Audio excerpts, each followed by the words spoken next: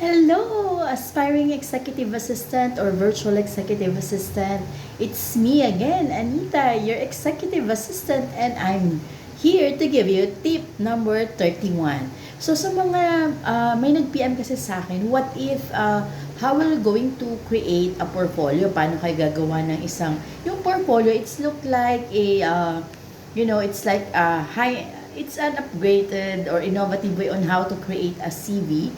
It is a one-pager resume that can showcase your portfolio. Like for example, as a beginner kasi if you really interested to be to dive into a virtual assistant or executive virtual assistant, you have to prepare also those ano ba yung common na portfolio. Mas maganda as much as possible, try if you don't have LinkedIn profile, you have to have your LinkedIn profile. Actually, yung LinkedIn ko nga, hindi ko rin mabuksan.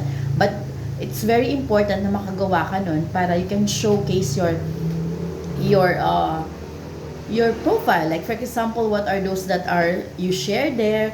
Sometimes, what are the design or creation that you can make? For example, that you know how to design in Canva. You shared some graphical banner there, graphical images that can showcase that this person is know how to create and use Canva and basic designing. You can showcase also like if you know how to use CapCut.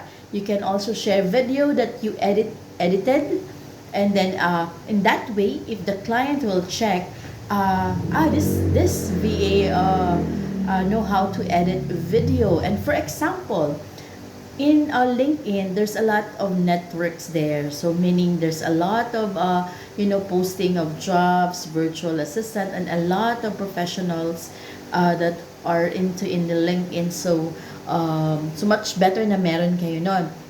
And at the same time, ano nga ba yung dapat, since beginner kayo, wala kayong experience, no? Kasi worrying iba, we want to be a VA or virtual executive assistant, but how to start?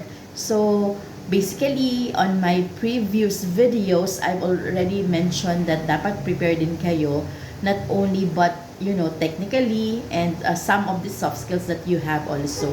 So, the basic that you have is yung aking mapapayo ko sa inyo, tip number 31 is aralin ninyo yung basic email management. Kasi sa email management, if you can showcase your portfolio, for example, no, if you include in your that email management, you can be able to create category, different types category of the email. Like for example, in the calendar, especially if you're using an Outlook, you can categorize different meetings. Like for example, may category doon on how to create category. You label it. For example, you color-coded your calendar invite, no, sa Outlook ninyo, not into like for example, the color pink, you want that is for your admin meeting, for your boss meeting is blue, something like that, no. So yung mga basic categorization, yung label kung anong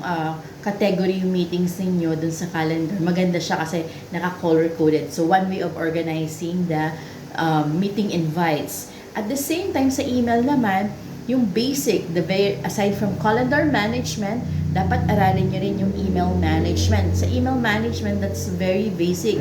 You also study how to create folder, subfolder, and also the automation on how to create a rule on those particular email or email address that it will be automatically drop into your folder. So yung mga ganon, importante yon. For me, kung gusto niyo matuto at talagang those that are professional that would like to shape as virtual assistant or executive assistant, those that are my experience, I'm sharing it to you guys. So, aralin ninyo yung email and calendar management, and also create your portfolio.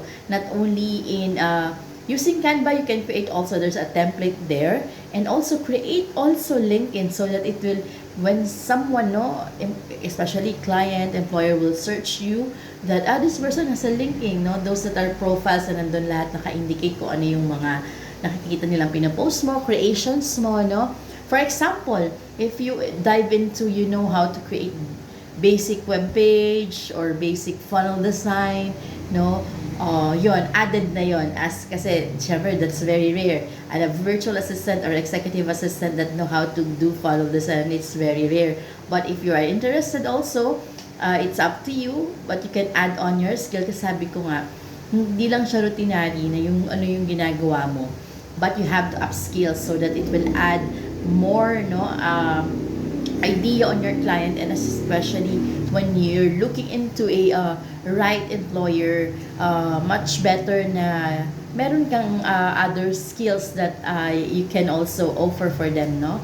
That's very good. So that's tip number 25. So at tip number 25, sorry, that's tip number 31. So creation of portfolio, LinkedIn profile, and the basic email and calendar management. So dapat aralin nyo yan, ha. At the same time, no, dapat pala yung i-add ko dito, you are a good communicator kasi as a virtual assistant or virtual executive assistant, dapat you can communicate well, you can execute well because you will be collaborating on a lot of teams, a lot of people, especially if you will be assigning on C executive, if you will be dealing with different C executives. So there's a lot of collaboration because the C executive, most probably they have also management that can handle different teams. So yun lang. So dapat good communicator ka. Hindi naman kailangan fluent in English, but you know how to converse English well and communicate as long as you understand. When they ask, of course, English, you should answer also English. But most of the interviewer, they are conducting their online interview using English language. So practice din kayo pag may time.